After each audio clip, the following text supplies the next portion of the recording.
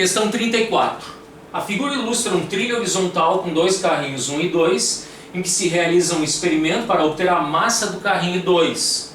No instante que o carrinho 1 de massa 150 gramas passa a se mover com velocidade escalar constante, o carrinho 2 está em repouso.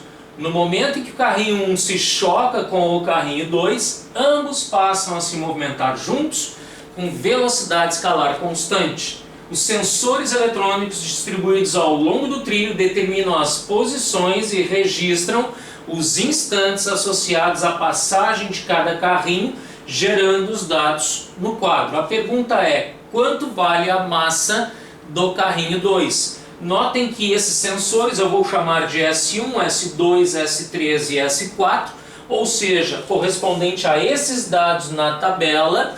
Percebam que os sensores 1 e 2 registram dados antes da colisão, que nessa posição aqui onde está o carrinho 2 parado é que vai haver a colisão. Então os sensores 1 e 2 registram dados de posição em instantes de tempo antes da colisão.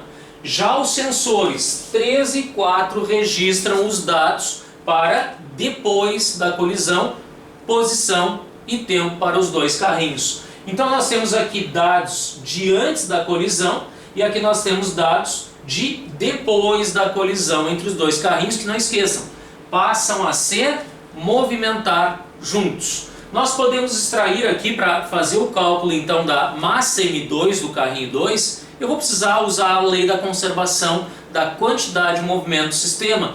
Só que nós precisamos de dados de velocidades dos dois carrinhos antes e depois da colisão. Essa tabela vai nos informar isso. Percebam que antes da colisão nós temos que o carrinho 1 andou 15 centímetros, de 15 para 30, no intervalo de 1 segundo. Portanto, nós podemos extrair por esses dados o valor da velocidade do carrinho 1. Notem que o carrinho 2 estava parado antes da colisão.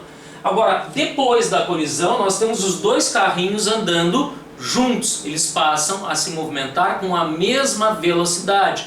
Então nós temos aqui para os dois carrinhos, ambos andam 75 para 90 centímetros, 15 centímetros, de 8 para 11 segundos, ou seja, 15 centímetros em 3 segundos. As velocidades dos dois carrinhos após a colisão, que portanto se deslocam juntos, vai ser 5 centímetros por segundo. Repito, 15 centímetros em 3 segundos. Usando agora a lei da conservação da quantidade de movimento, a única incógnita na equação que se forma dessa lei de conservação vai ser a massa do carrinho 2. Então, fazendo QF igual a QI, quem é a quantidade de movimento do sistema antes da colisão? O único carrinho que está em movimento antes da colisão é o carrinho 1. Então nós temos aqui M1 vezes V1. Agora nós temos após a colisão, a quantidade de movimento do sistema formado é a soma das massas dos carrinhos vezes a velocidade após a colisão, que eu chamei de V1 ou V2, e essa velocidade V do sistema da junção das massas. Então, colocando aqui massa do carrinho 1, 150, dá para colocar em gramas, tá? Se colocar todas as massas em gramas, não há problema.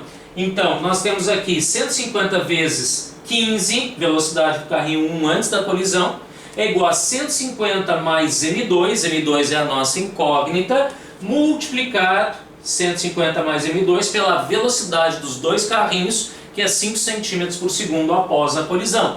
Notem que 150 vezes 15 dividido por 5 vai dar 450, ou seja, 450, 150 mais M2, M2 é 450 menos 150, o que nos dá 300 gramas, ou seja, a resposta da alternativa C.